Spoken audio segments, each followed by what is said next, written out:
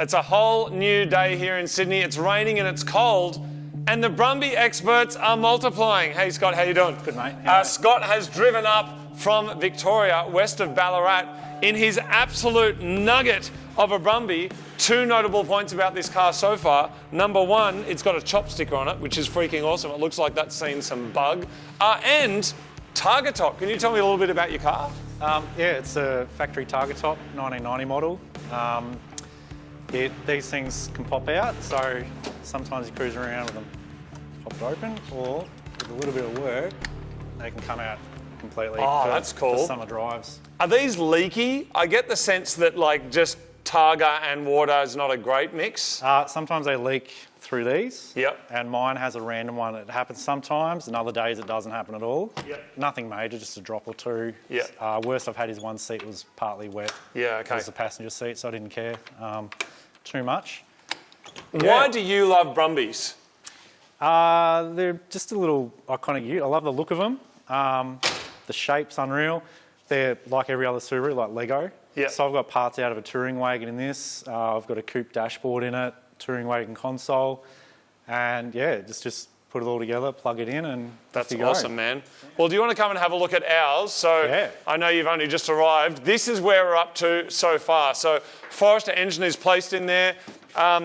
Marty got these wheels and tyres. They were too big, so those are not going on. We're trying to find some solutions to that at the moment. But what do you think of the colour? It's growing on me.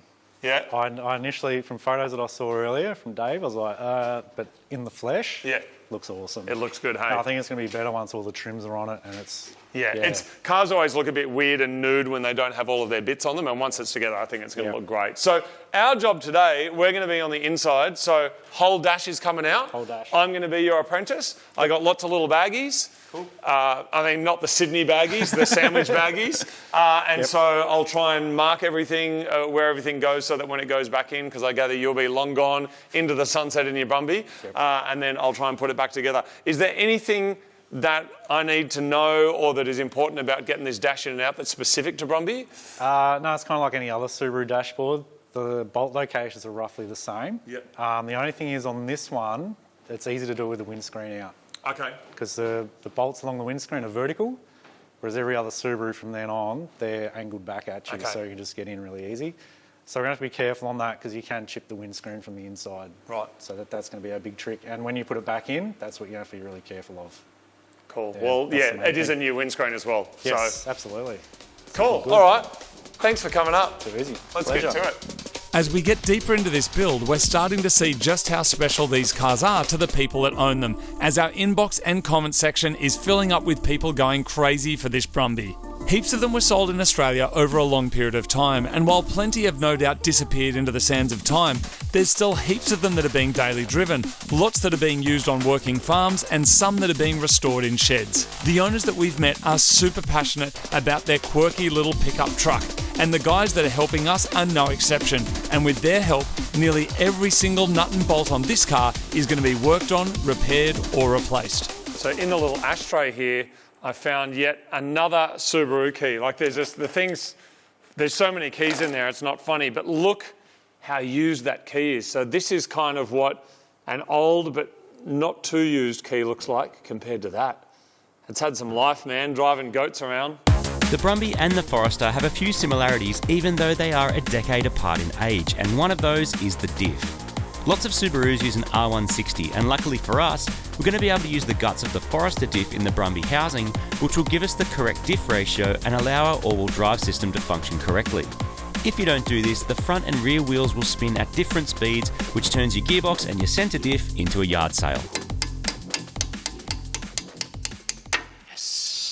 So we have just measured up for our custom tail shaft, which matches the Forester gearbox into this diff. It's the right length.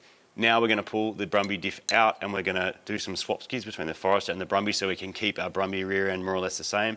We've also ordered some new drive shafts because the boots are really old and crusty on this, been sitting around for a long time. So do our diff swap, we'll be in business. The diff comes out by removing the pins that go through the axles, then removing the mounts and lowering it down. I'm going to crack the fill and drain plugs while it's still in the car so I have more leverage. The Forester ones were a bit seized and required fire and penetrant to get out. Once it's out, I'm then going to set it up next to the Forester diff on a clean bench space so I can start swapping the internal bits over.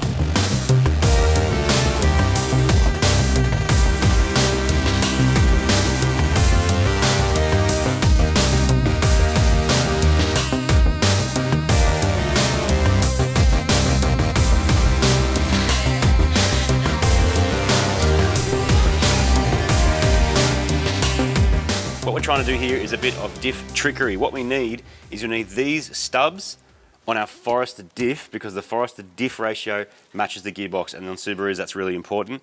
So what we've done is pulled the center out of the Forester one. We're also going to replace, while we're here, some new Subaru genuine seals and also the O-ring that goes across there. And all we got to do is basically install these stubs into that center. Looks easy, very messy and very gross. The Brumby diff has stubs that the CV shafts slide onto, which we need to retain when we swap in the Forester parts. They have sneaky E10 bolts that hold them in place, and if you snap one of them, you're in huge trouble.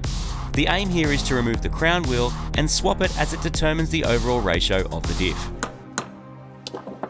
So, that part is what we're trying to rescue out of the diff, so we can screw those funny looking E10 Torx things that we found in the back of it, which are here somewhere, to then hold the stubs.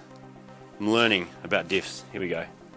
So to hold them in with that bolt, that's the other end of it, and that goes sort of in the spider gears, and then we can put all that in the Forester. Don't try this at home. I mean, do try it at home if you want.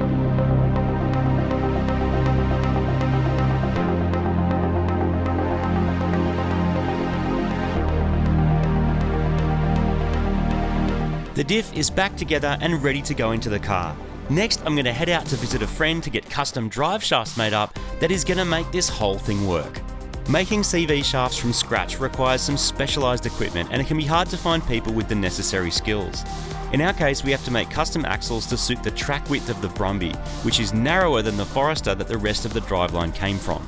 This is my mate Laurence. You might remember him from our BMW E30 LS3 conversion, which had a fully custom rear end out of an S15, wasn't it? It was, yeah. S15 diff. So, to make that work, we needed custom axles. Now, it just so happens with our Brumby, we also need custom axles. Why? Because the Brumby axles do not fit all the Forester parts, and the Forester axles are too long. So what do you do? Laurence, what do you do? We're at your mate's machine shop, engineering shop, and he happens to be a bit of a boss with this sort of stuff, but you have done a lot of this. Yeah, so the axles that we're making obviously are to handle V8s in smaller cars, Yep. and adapt a good diff center into a BMW that they don't normally have, more ratio options and all those sorts of things. The other thing is we can make a length of axle we want. We can put a spline at each end of whatever we want. And in your case, I think all you're trying to achieve is a different axle length. You're not going for strength or brute power in this, but you're always getting better material and heat treating process anyway. So this is the axle, I believe, that you want to be able to fit into the vehicle. Yeah, because my understanding is the Brumby has a slightly smaller track width. So Okay. a Forester's a bit wider, so therefore the CVs are longer, or the axles are longer. Right. So we essentially need to shorten it, but I don't think it's just a matter of chopping these up, because these are hardened, is that right? Yeah, they're a hardened steel from factory of some sort, and cutting them and joining them just doesn't work. Yeah. It might work on the farm for a little buggy or something, but for Yes. a road car, it's just not going to work. So the simple answer is we disassemble the CVs at each end of this, and you've started to do this one here, so these will slide apart, and then we clean all this up. And what we're essentially trying to do is just replicate this axle, replicate these splines, but make it shorter to the length you want. Awesome. So I took a measurement on the Brumby itself with the suspension droop and with it at sort of neutral. Yep. And I also brought a Brumby shaft because I think that hopefully is enough data to at least get a good idea of what we're trying to do. Yeah, so we're just comparing the overall length installed on the setup that you want to be able to put in, Yep. and we'll apply that shortening amount to here. So we'll finish pulling these apart and cleaning them up, and we'll measure circlip to circlip, which will be, like on this axle, we'll be making something like this. Once we have that measurement worked out, we hand that over to our mate here and he'll make something for you. Awesome. So the way that we measure it is, this is the wheel side, so we put that into the wheel hub and just install it as it would be. Yeah, which is now a Forester hub, used to be a Brumby one. Yep, so once this is disassembled, we get this cup and we install that back onto the diff. Yep. Inside here, we'll have a little CV knuckle that slides in and out, so we'd sit that roughly where we want it. This is sitting roughly in the middle of its float, in and out. Yep. And then we measure from the backside of that spline to the backside of the spline of this piece in here. Cool. And that's our axle length, circlip to circlip. Cool. So that's what we have to try and guesstimate. Because obviously once we make them and cut the splines, we have to try it, and if it's wrong, then You got to go. what has to happen. Waste of time. Yeah.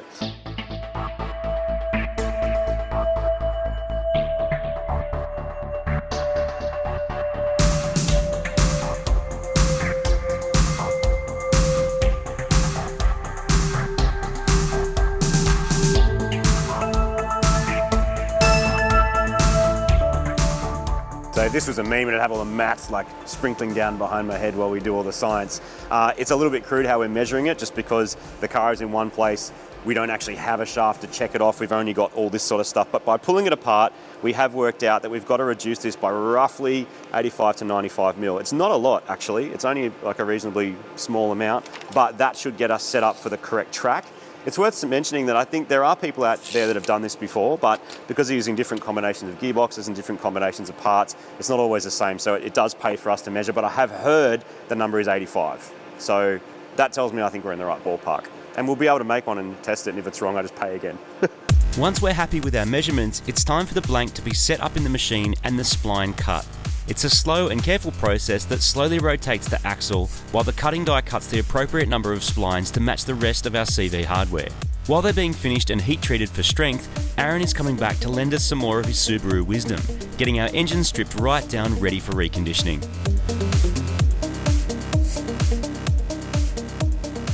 A lot of people often talk about EJs being fragile, but in my experience, that's people who've got a stock EJ20 turbo that's 25 years old, and then double the boost and wonder why it lets go. Yeah, in my experience, that's when people say they're unreliable.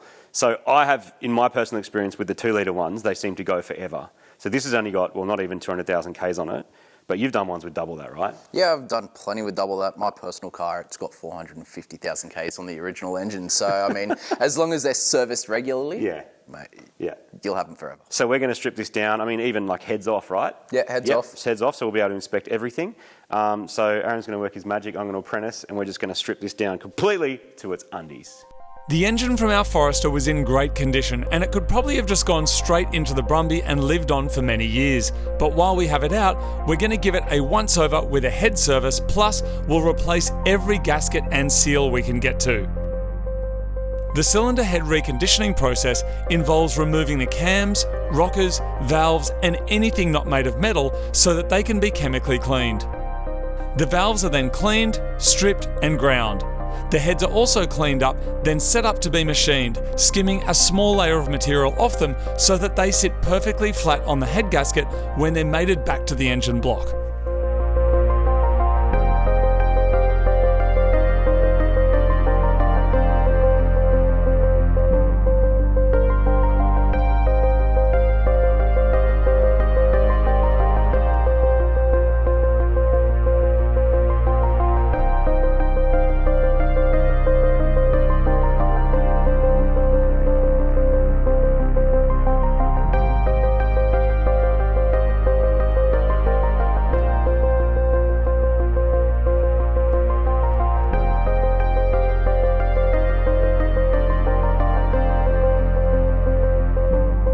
While the heads are being finished off, I'm going to head out and get a custom-made tail shaft made to join our Forester gearbox to our Brumby diff. When you're changing drivelines like we are, you can sometimes get lucky and mix and match factory components so you won't have to go custom. But if you can't get those bits or you're changing widths or lengths, you might have to get one made. Tail shafts do wear out. They can get damaged or overpowered and twisted or snapped. The guys at Propeller Shaft Services have been making replacement and upgrade ones for decades. So we're about midway through the process of our awesome new tail shaft. So Justin, what happens after this? This is a unis going in, is that correct? Yep, that's correct. We're fitting the unis, setting all the preloads, double checking the lengths and everything are okay. Yep. And then we'll head to the welder. So these unis look a bit different to the ones on our factory shaft. They can be replaced? Yep, completely serviceable, completely replaceable. It's in the standard universal joint as well, so even in the future if you decide to change your diff or your gearbox, most parts are available in this universal size. Oh, cool. So you can just unclip them and just go again, basically. Yep. If you say in the future you decide to put a C4 in it, it comes in that universal joint. Yeah. Pull the old slip yoke off and put the new one on. Put an EZ30 in it. Anyway, don't worry about it. So the process after this, what happens next? Next from here, we'll double check the length, double check all the preloads, go on the welder, straighten it, weld it, then the last process balance and paint. Done. That's it. Awesome, man. The size and materials that the shaft is made out of is worked out once we calculate the maximum RPM that will be spinning the engine. High RPM is more likely to break a drive shaft than torque alone. The universal joints and metal pipe will be welded together, and that's the easier part of the job, as it's the balancing that is crucial to a long-lasting and vibration-free tail shaft. The shaft is set up for welding, an initial check of the roundness completed, and then the uni joints can be welded on, and once that's done, it's time for balancing.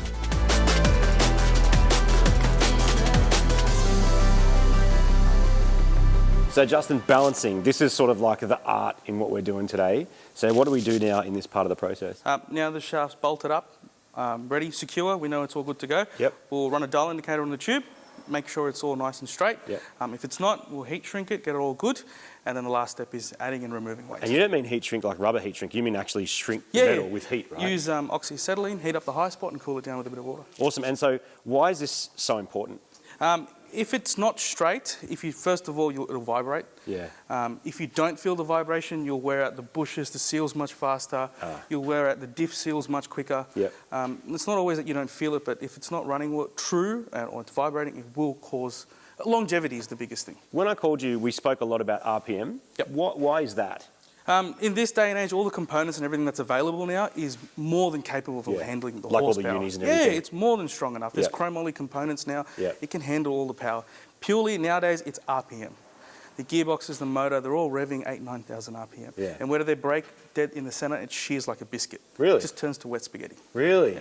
So the RPM question determines what you make it of, how thick it is. Yep. So RPM, if it's very long, like XYs, and if you're doing high revs, we'll break it up into two sections. Okay. Put a centre bearing. Yep. If it's within the rev range, then we'll make it out a 3.5-inch tube. Got it. That's what determines if we go two-piece or stick to single. So we spin this up, balance it, make sure it's happy. You change it if you need to. Yep.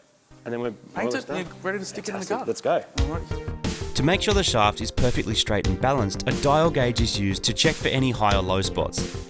Justin heats up and then quickly cools the metal to change its shape. It's a process he repeats over and over and then uses the balancing machine to indicate where any issues might be. Once he's got it in the ballpark, he'll then remove material off the end of the shaft to remove weight or add weights which he'll then weld on. It's a process that fine-tunes the balance of the shaft to make sure when our EJ20 is spinning it, it's straight and true.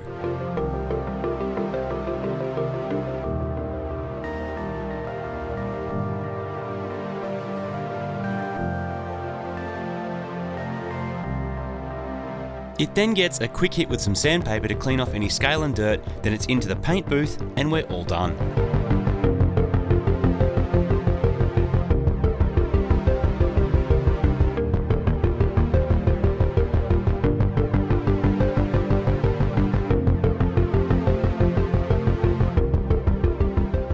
Absolutely massive. This is, like I said at the very start, one of the biggest projects that we've ever attempted, and it would not be possible without all of these friends and experts helping us. So thank you very much. Exactly, and such a different spread of skills there. You've got engine machining, you've got making drive shafts from scratch, making tail shafts from scratch. So many different skill sets coming into it, and I really appreciate everyone that helped us out. And also, it's just all those little things that are going to make this Brumby extra, extra special. Next episode, we're talking about trims, we're talking about interior, plus engine people, engine time. That is next, isn't it? That's next episode. Awesome. Thanks, everybody. I hope you're enjoying this Brumby series. It is absolutely pushing the boundaries of capabilities of us and the space, but we do hope that you're enjoying it. Thanks, of course, to Subaru for supporting this build, and we'll see you next time for another episode of Brumby.